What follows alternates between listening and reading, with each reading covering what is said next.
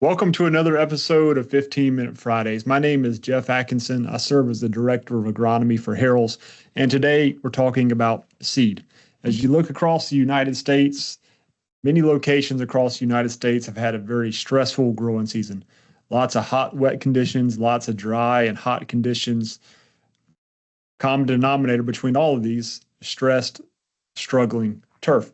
And so as we turn the page towards the end of summer, start getting into the fall season, start to think about seed establishment. What agronomic practices can we put in place? What programs can you put in place in order to have a successful seed season, to ensure that you have good seed germination, good seed establishment, and healthy customers at the end of the day. So throughout that today, we're going to talk about herbicide considerations, talk a little bit about seed selection itself, and then also talk about fertility considerations as well. So let's get started with some herbicide considerations. Herbicides, as a general rule, are broken up into two broad groups: pre-emergence herbicides and post-emergence herbicides. Pre-emergence herbicides are generally applied before weed seed germination. They are very effective at preventing the establishment of a weed from establishing in the first place.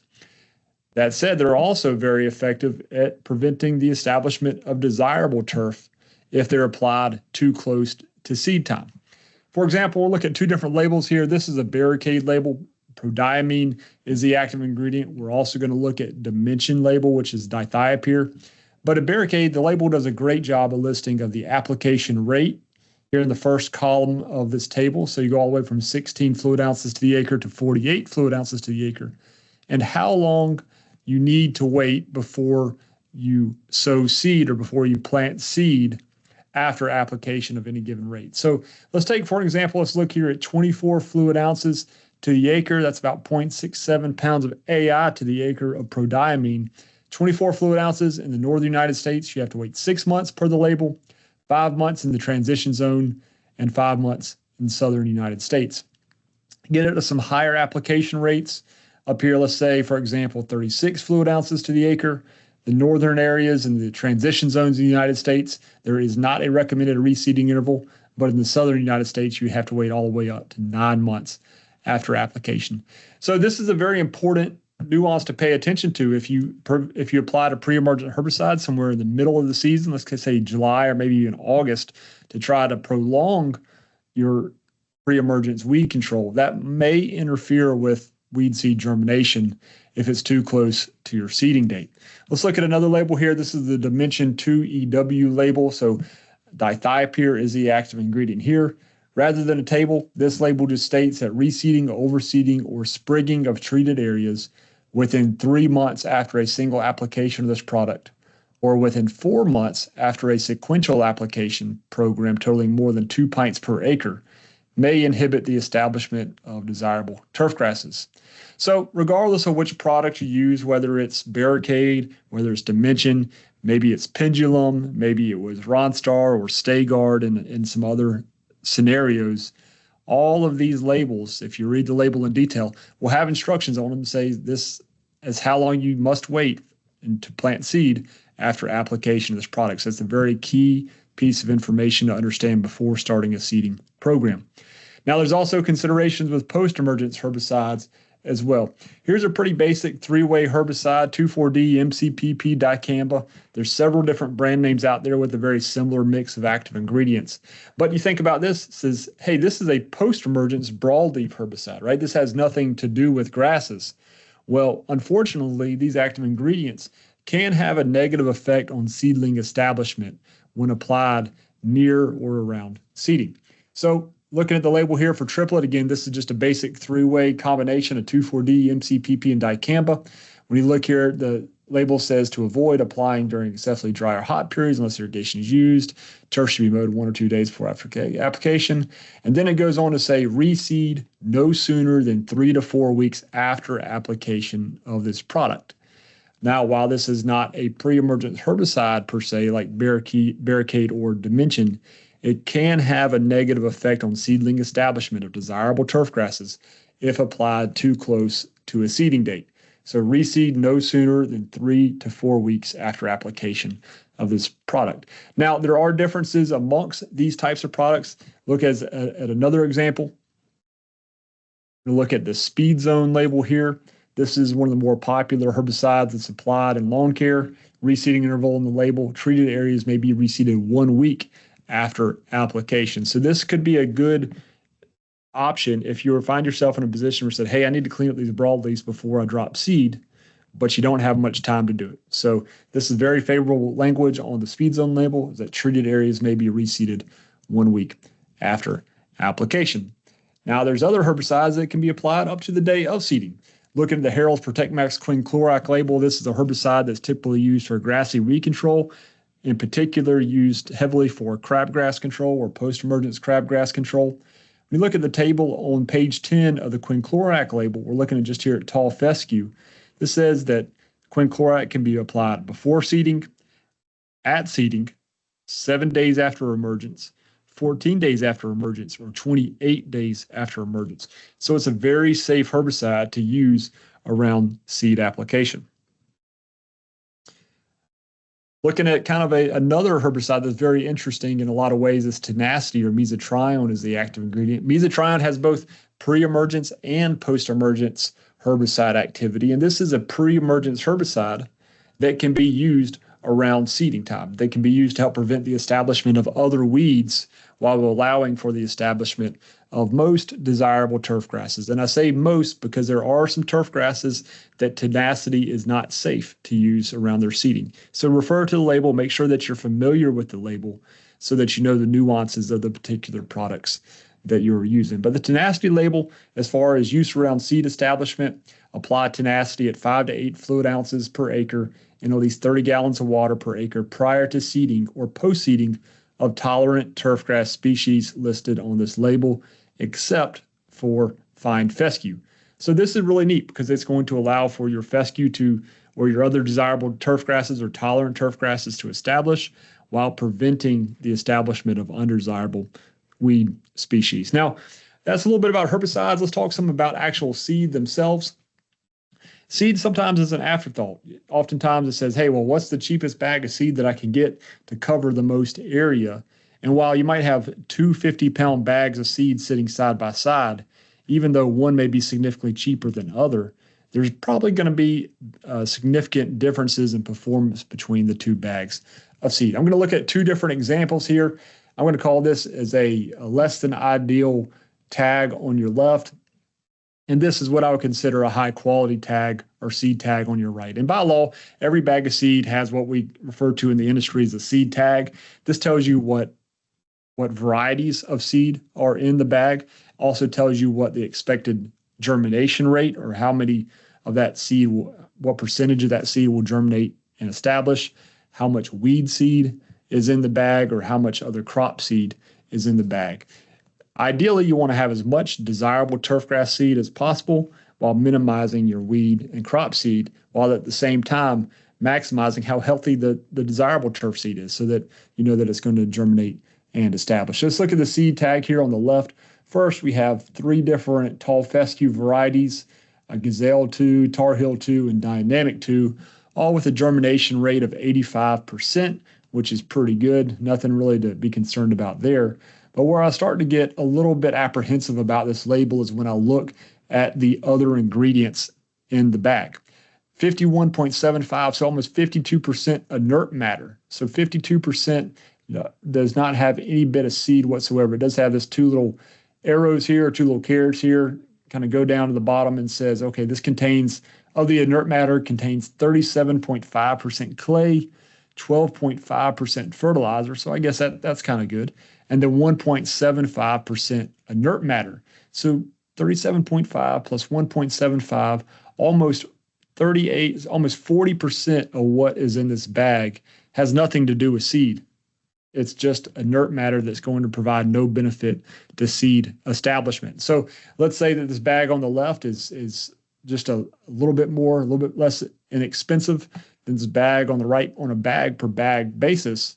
However, because 50% almost of what you're purchasing here is inert matter and not seed, you're getting a lot less seed for your money because of the amount of inert matter in this bag versus the bag on the right. So that's something I'm going to pay attention to when I'm looking for seeds. Let's look at the example here on the right. Similar story here. So in this case, we have 4 different seed varieties. This is all tall fescue varieties, all 85% germination. So that's very good there. But when you look at the other ingredients, 0% other crop seed, 0.22% inert matter. So very little. Compare that 0.22% inert matter to 51 or 52% inert matter on this label here on the left, 0% weed seed, and then 0% other crop seed. And so all the seed in this bag here on the right is all going to be tall fescue seed. Compare that to the label on the left, 0.25% other crop seed and 0.01% weed seed. So not only do you have less overall amount of seed in this bag, you also have a small component of weed seed in this bag as well. So those are some things to pay attention to when you're comparing seed bag labels. There's also some importance into the varieties, and certainly that's a discussion for another day, but you will see this tag on several bags of seed that you may purchase from Harrell's of the seed varieties being CHWACA certified, or the Turfgrass Water Conservation Alliance. And a group of scientists from around the United States have researched and have trialed these specific seed varieties and have determined that these seed varieties are more drought tolerant or use water more efficiently than your competitive or industry standard varieties. And so if you see this logo on a label, it's a good indicator. It's a high quality seed variety, but also a seed variety that's going to use water more efficiently once established. Let's wrap up by talking a little bit about fertility. You know, as you go into seed season, this is also a good time to soil test. This is a good time to understand what's going on in your soil. So just as a reminder, find a lab that you can trust, find a lab that your colleagues in the area use. And you might take this opportunity to look through a soil test. In this particular case, I might just using this as a random example here, but can say, hey, maybe I'm low in potassium. This is a good time to supplement my potassium. Boron levels looking okay. Copper, iron, all my other micronutrients are looking okay here. But you could go through the list and say, hey, maybe I need to add a little bit more calcium. Maybe I need to add a little bit more magnesium. When seed establishment is coming along, oftentimes you're going to have the soil disrupted through aerification or other kind of surface preparation practices. This is a great time to go ahead and add those nutrients into the soil that may be deficient and your turf may need for the coming season. But when we look at the fertilizer labels that are typically applied with seed, this is the very standard starter fertilizer blend, 18-24-12. 18% nitrogen, 24% phosphorus, 12% potassium. And of this 18% nitrogen, if you look further down here on the label, 6% of this is coated slow-release nitrogen. So this checks the box. It gives the plants a little bit of nitrogen that it needs in order for those new young seedlings to grow. It provides a big slug of phosphorus, which is very beneficial for root and root growth formation. And then potassium, which is used for a lot of functions within plants. But when you look a little bit deeper within this label, you start to ask, hey, is this the right way to fertilize our young seedlings? This is the best starter fert that we can provide. So let's say, for example, that we're applying this 18-24-12 at a 5 pound per thousand spread rate. That's going to provide 0.9 pounds of nitrogen. 30% of that, again, is going to be polyion nitrogen, so 0.3 pounds of this 0.9 pounds is going to be controlled release nitrogen.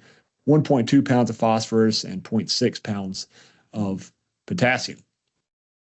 But if you look at that on our polygraph system, and if you've never seen polygraph before, it's a way for us to predict what week-to-week nitrogen release is going to look like following application of a polyion fertilizer blend. Because the majority of the 18-24-12 blend is quick release, you get a big slug of release in week 1 when those young seedlings cannot use nitrogen very efficiently. So a lot of this nitrogen here is likely going to be wasted. But then you look at weeks 2, 3, 4, 5, 6, 7, and you have a very, very low level of nitrogen released from the polyion component. Now, the red line here is a carryover from our polygraph system as well. And what it's indicating is the minimum amount of nitrogen, the threshold, if you will, that needs to be released on a given week to provide any type of a turf growth response. And what you'll notice is that after week 1, because the polyion component is so low in this blend, that it stays well below this minimum growth threshold from week 2 all the way through week 11. So let's look at this as Look at an alternative option here. Let's look at a 30-10-10. Now, this is not a traditional starter fertilizer analysis. However, it does still check a few of the same boxes, right? You still have a phosphorus component, which is going to provide the phosphorus for root growth establishment. You also have a potassium component, which is going to provide overall plant health. But what we've done with this blend and why it's different and why it's unique is that we do have a high percentage analysis of nitrogen. And let's look at that. Let's say, okay, to continue with this example, we'll say, okay, let's apply this at 5 pounds per 1,000 square feet. That's going to supply 1.5 pounds of nitrogen, just half a pound of phosphorus, and half a pound of potassium. Now, that's not nearly as much phosphorus as we had with the 18-24-12 blend, but it's probably enough phosphorus unless you find yourself in a phosphorus deficient condition as indicated by a soil test. But if you generally have adequate phosphorus in your soil already, half a pound of phosphorus is probably going to be enough to give you good seedling establishment. But then you look at the 1.5 pounds of nitrogen, you say, man, that's a lot of nitrogen to apply to young seedlings. But you also have to keep in mind with this particular blend, if you look at the 30% nitrogen analysis, that 26.8 of that, so 26.8 of the 30, so close to 80% of that nitrogen is from polyon controlled release fertilizer. So let's look again at what a polygraph would look like here. Now you look at week 1, you have less overall release in week 1 than what you had at the 18-24-12 blend. So you have 0.25 pounds of nitrogen release here versus in the 18-24-12 blend, you had close to 0.6 of a pound of nitrogen in week 1. And then after that point in time, look how many weeks in a row that there is adequate release, that there's consistent release as temperatures start to cool in the fall. But we're still providing nitrogen so that the fescue or ryegrass or bluegrass or any other cool season turf blend that you're attempting to establish can have the food that it needs, the energy that it needs to establish and to grow. Now, in this particular polygraph, we go in the winter months, there's a low level of nitrogen release throughout the winter months. And then as we ramp back up into the spring months, release starts to pick up in speed. And now we have food there available for the turf as it comes out of winter dormancy as well. And so just brushing the surface layer of this concept. But I think that there's a traditional way to use starter fertilizers that can be improved upon by using this type of strategy that's going to provide the turf what it needs up front, but also continues to feed the plant over time as you go into the fall and winter months. So with that, how to use this information today is pay close attention to the herbicide selection around seeding. This can really make or break seeding applications. Also pay attention to the tags on your seed bags because there's a difference in seed quality and also what truly is in the bag in terms of pure live viable seed versus how much weed seed versus how much inert matter you may find in a bag of seed. And then finally, rethink how you're using your fertilizer blends.